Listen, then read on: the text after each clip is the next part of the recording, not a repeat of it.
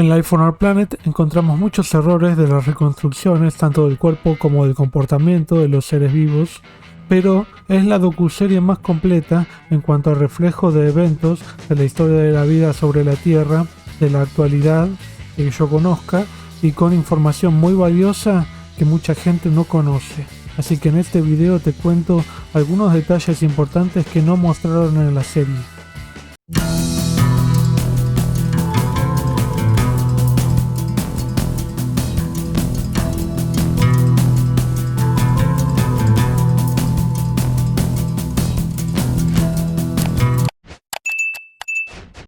Antes del Cámbrico, que es el primer periodo de la era paleozoica, existió el eón importante para las primeras formas de vida llamado Precámbrico, que se extiende desde los primeros indicios de vida hace unos 4.570 millones de años y terminó hace unos 542 millones de años cuando empezó el Cámbrico.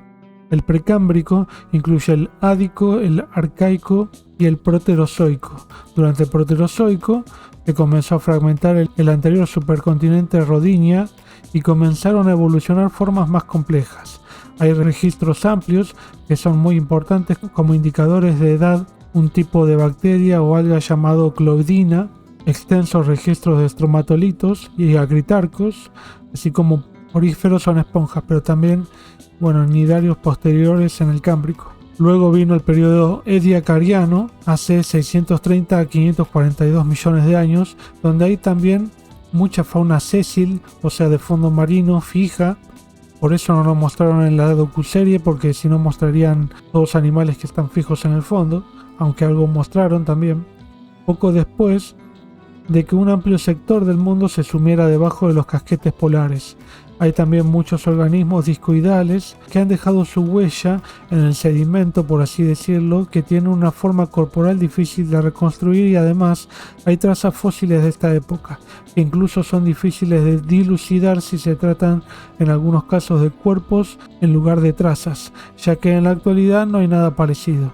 Incluso más primitivos y anteriores a los peces, como Arandaspis o Dunkleosteus, que son peces del Ordovícico y el Devónico respectivamente, fueron los primeros cordados que tenían una notocorda o un primordio de la columna vertebral, que era solo un cordón nervioso en un cuerpo blando, en los cordados del Cámbrico inferior y medio de China y Canadá, como es el Picaya, la cual no fue siquiera mencionada.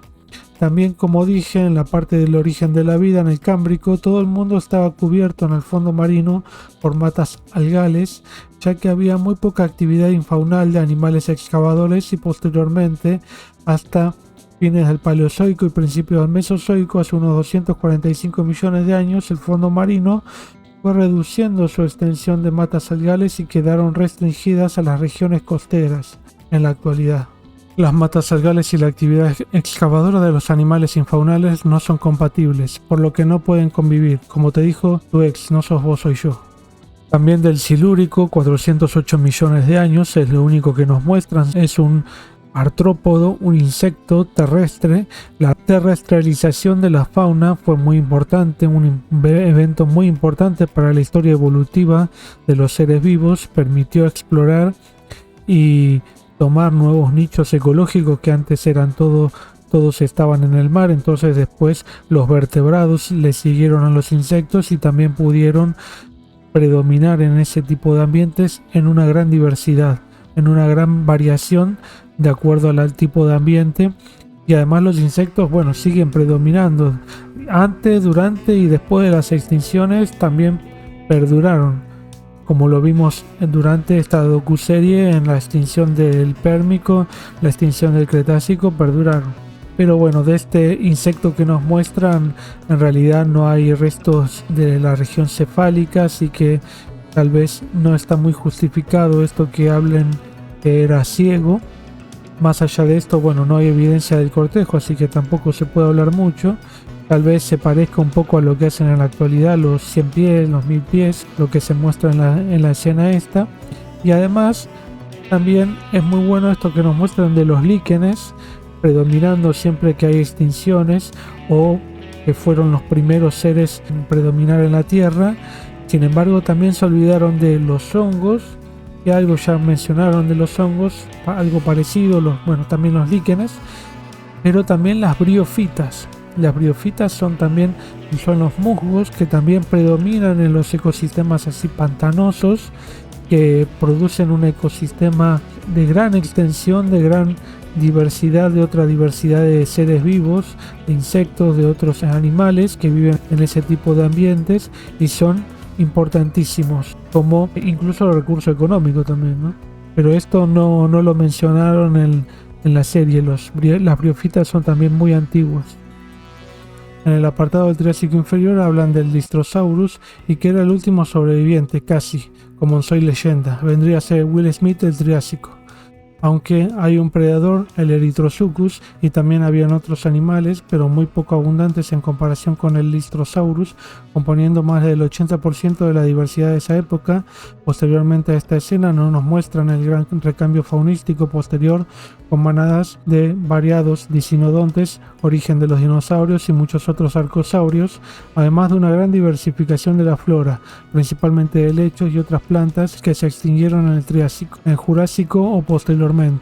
Algo que me faltó mencionar en la parte del Lystrosaurus con el Erythrosuchus es la postura de los miembros, que es lateralmente al cuerpo, como en reptiles más primitivos. Según lo refleja la serie, parece una tortuga inclusive, pero en realidad estos reptiles arcosauriformes se cree que tenían una postura más vertical de los miembros, más parecido a los dinosaurios, pero no llegando a su nivel de especialización en su postura. Otro detalle es que los mamíferos se originaron alrededor del Pérmico, son anteriores a los dinosaurios, a más de 250 millones de años, posiblemente a partir de un grupo de cinodontes, que no son ni siquiera mencionados tampoco en toda la serie.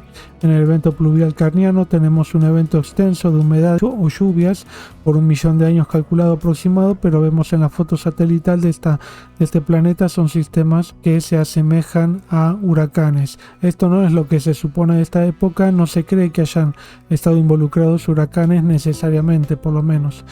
Después, cuando hablan del Plateosaurus en el Triásico superior, ya menciona algunos errores de esta parte, principalmente en la postura del juvenil, y además que no es el primer dinosaurio que existió. Pero después de esta escena pasamos directamente a los dinosaurios del Jurásico como Diplodocus y Allosaurus. Sin embargo, acá faltó mostrar un gran evento de extinción en el Triásico Jurásico, en el que se extinguieron muchos grupos de sinápsidos, como muchos dicinodontes, muchos arcosauriformes predadores, los rauisúquidos, sobreviviendo muchos de los pterosaurios, dinosaurios y reptiles marinos, y otros como también grupos de plantas, aunque no tantas como de los animales. O sea, también desaparecieron incluso los ancestros de los dinosaurios y pterosaurios. Pero fue una de las 5 grandes extinciones masivas, posiblemente causadas por cambios ambientales, por calentamiento global, acidificación marina u otra causa no conocida del todo. Se propuso que pudo ser un asteroide, pero no hay clara información acerca de esto que haya sido suficientemente potente. Acá era una mención a los reptiles marinos y voladores, o sea, mosasaurios, plesiosaurios, pliosaurios, ictiosaurios, y de agua dulce son los talatosúquidos o los coristoderos, y los pterosaurios aparecieron en el Triásico también y evolucionaron como los dinosaurios en grandes diversidades de formas y tamaños hasta la extinción de estos a fines del Cretácico, muriendo junto con los dinosaurios no avianos y muchas aves también, obviamente. La única escena que comparten en toda la docuserie es cuando nos muestran un pliosaurio, no un plesiosaurio como dice el narrador, comiendo una tortuga que va a poner huevos, y luego pterosaurios comiendo las crías recién nacidas de las tortugas que van hacia el mar por primera vez. Los pterosaurios se tratan de los primeros vertebrados en adquirir el vuelo activo, o sea, aleteado, diversificándolo incluso en una gran variedad de formas, algo que las aves voladoras volverían a explotar incluso al mismo tiempo que los propios pterosaurios. Por esto tampoco nos mostraron otras aves mesozoicas, otras que el probable dinosaurio no aviano Anchiornis. Bueno, acá en el apartado del Jurásico nos muestran la separación de los continentes con actividad magmática directamente relacionada a esta separación de los continentes. Esto no es así, sabemos en la actualidad que los continentes están continuamente separándose y uniéndose en distintas partes todo el tiempo. Esto pasó siempre en la historia de la vida en la Tierra. En algunos momentos pudo haber estado intensificado por que coordinaron distintos eventos eruptivos, por tal vez la mayor concentración de magma que debía liberarse a la superficie terrestre, pero Esto no está vinculado directamente a la separación de los continentes, o sea que esta imagen en sí es visualmente atractiva, pero no corresponde con la realidad, con lo que vemos, sino esto lo deberíamos estar viendo ahora, porque ahora también hay partes de la corteza terrestre que se están separando y otras que se están uniendo. Esto no lo vemos así. En el apartado del Jurásico también nos empiezan diciendo que la evolución se intensificó, lo cual es incorrecto, porque la evolución, aunque es continua en su progreso, a veces de asaltos con cambios drásticos, a veces más lentos, esta progresa más cuando los ambientes son distintos y los animales deben adaptarse a distintas condiciones ambientales. Como dijimos, el ambiente del Mesozoico fue bastante estable, aunque cambió de a poco por la separación de los continentes y enfriamiento hacia los polos, a medida que los continentes migraban hacia zonas polares, pero sin casquetes polares aún.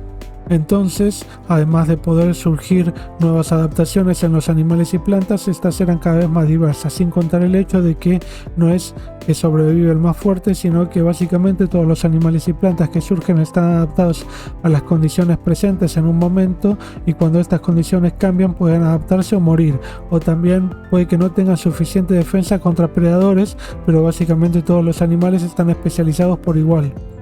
No sobrevive el más fuerte, sino que es el que tenga la mayor capacidad de adaptarse a los cambios en las condiciones, y los dinosaurios no avianos no se extinguieron por no estar adaptados como vimos bien, sino que se extinguieron por la caída de un asteroide. Si nosotros nos cae un asteroide ahora, nos morimos mirando el teléfono celular. En el apartado del Jurásico también hablan de la presencia de plantas con flores, pero en realidad surgieron alrededor del Cretácico inferior, unos 115 millones de años, a pesar de que en China se publicaron trabajos registrando plantas con flores o angiospermas en el Jurásico. La edad de estos depósitos no es clara, así que se sigue diciendo que son del Cretácico inferior.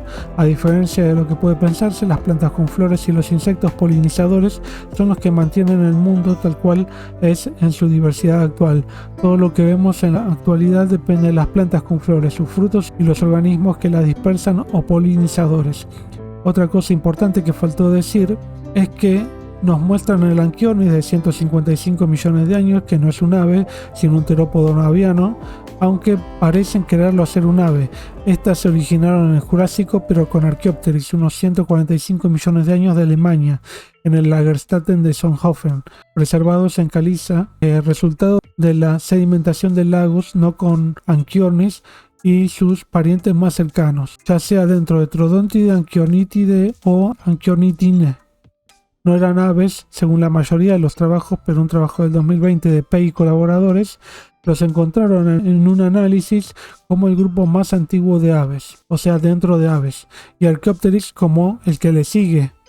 Esto no concuerda con la mayoría de los análisis, como dije, por lo que requiere muchísimo más estudio y es muy difícil definir a los grupos más basales de las aves.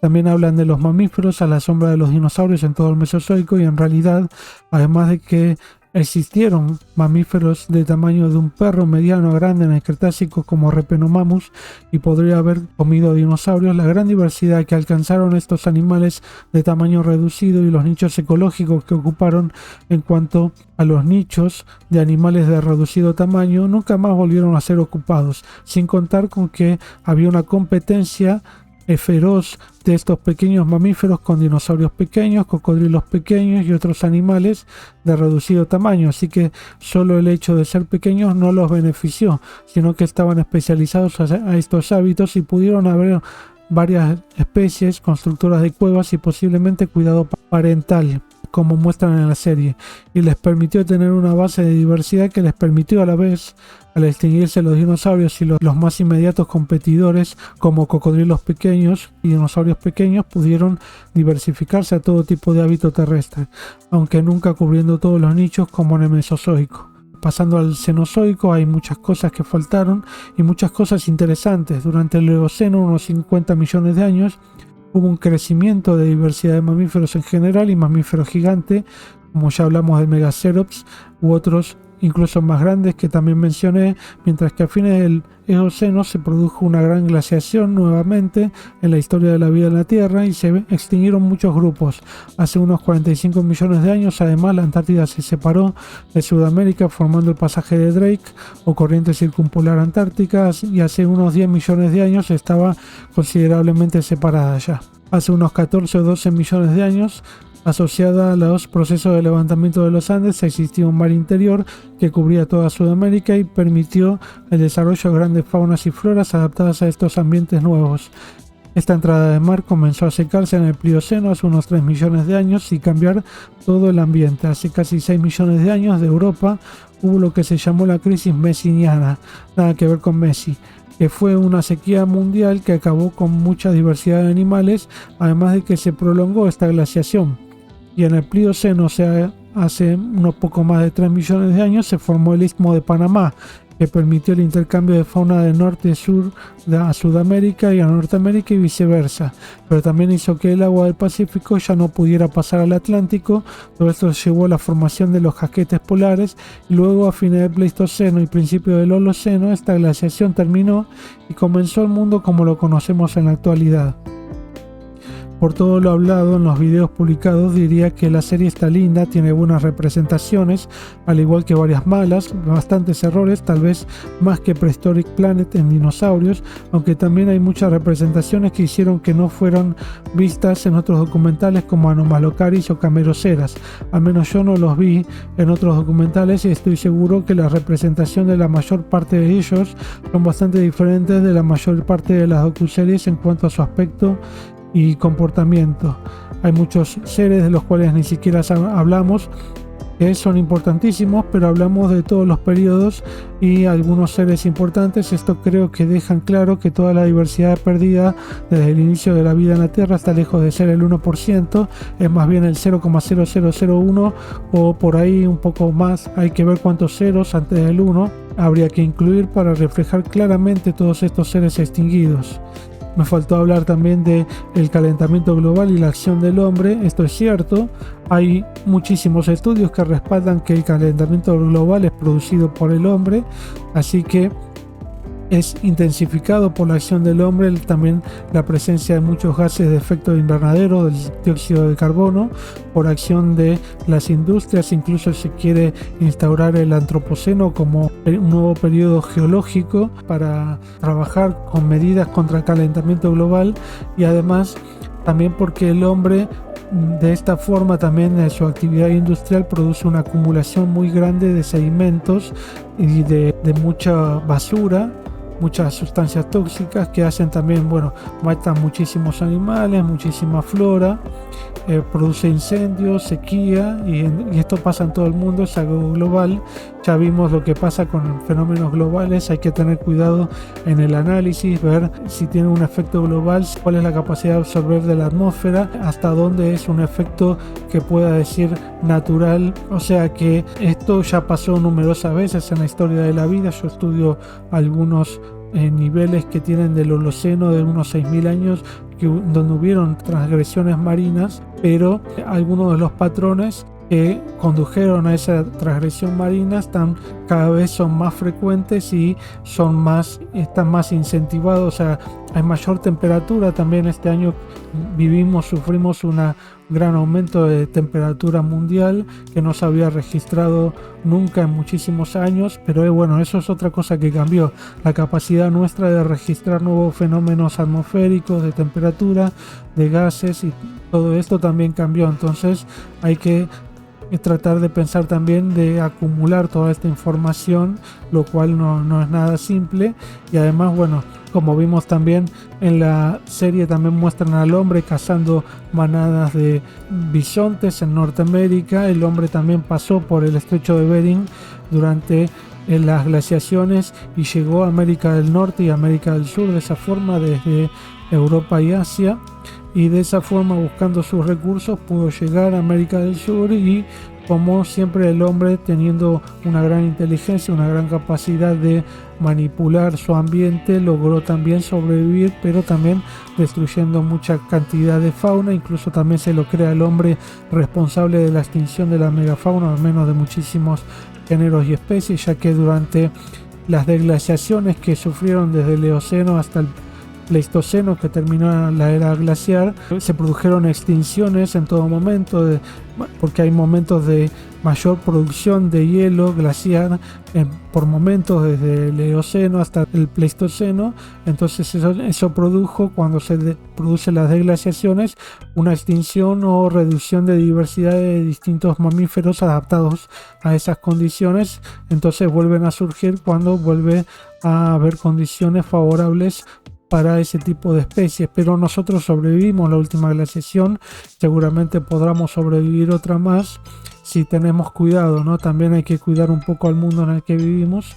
Y también faltó mencionar el origen también de los primates en la serie, que fue muy importante, ¿no? Porque ya que hablamos de la importancia del hombre, del humano, de la modificación que hace sobre su ambiente, hablamos también de que los homínidos como familia se iniciaron en África.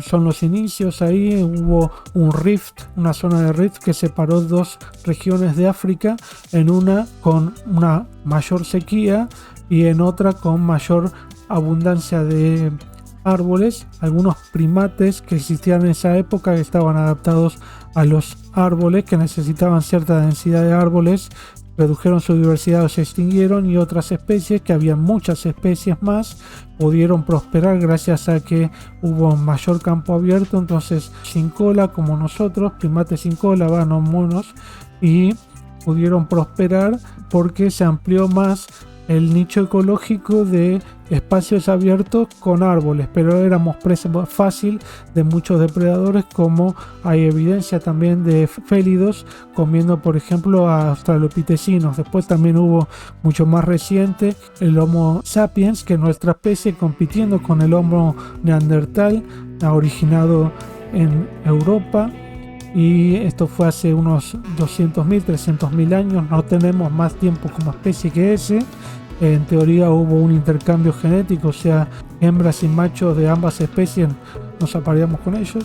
Y en algún momento el neandertal se extinguió, pero hubo muchas otras especies, incluso de género Homo, que es al que pertenecemos nosotros, y que eran muy inteligentes también y posiblemente muy cercanos en su capacidad de entendimiento del mundo, que no sobrevivieron la glaciación, y nosotros sí que fuimos afortunados.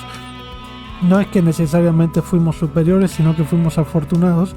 Queremos pensar que fuimos superiores a ellos, y cada vez cambia más también la imagen del Homo neandertal, pensándolo cada vez como un ser más inteligente de lo que se pensaba, aunque era también un Homo muy robusto, muy musculoso, muy fuerte, para un ambiente también bastante distinto al actual, ¿no? Pero bueno, sabemos también que el humano tiene muchas formas también dentro de la propia especie adaptada, una adaptación al clima. No es una especie distinta, sino que tenemos adaptaciones a climas fríos y a climas muy cálidos, muy severos, muy negativos, cambios de clima, y podemos adaptarnos a extremos térmicos, a extremos de condiciones de sequía y de condiciones de frío y de humedad. Y bueno, eso produce una gran variación también en la forma corporal, en la forma de interactuar con el ambiente, con el tema también de la producción agrícola y todo lo demás. Si quieren que le ponga una calificación a la serie, la separaría en lo que yo creo visualmente y en cuanto al entretenimiento, que podría ser un 8 o 9, pero si dijera desde el punto de vista científico de la información y las reconstrucciones, sería tal vez un 7 por las buenas representaciones y mostrar comportamientos, algunos de acuerdo a lo que se sabe, otros no, y porque es entretenida. Tal vez bajaría a 6 si pensamos que la serie tiene pocos minutos de fauna extinguida, ya que tiene mucha fauna actual, lo cual baja el tiempo en pantalla, bueno, por los errores y todo lo demás, y por tanto la necesidad de recrearlos. ¿Vos qué calificación le pondrías a la serie? Déjamelo en la casilla de comentarios. ¿Estás de acuerdo o no conmigo? Espero que te haya gustado este video, dale like, suscríbete al canal, por favor, así seguimos creciendo. Y este es el último video de la serie Life on Our Planet. Luego haré una compilación de todos los videos que hice hasta ahora. Chau, chau.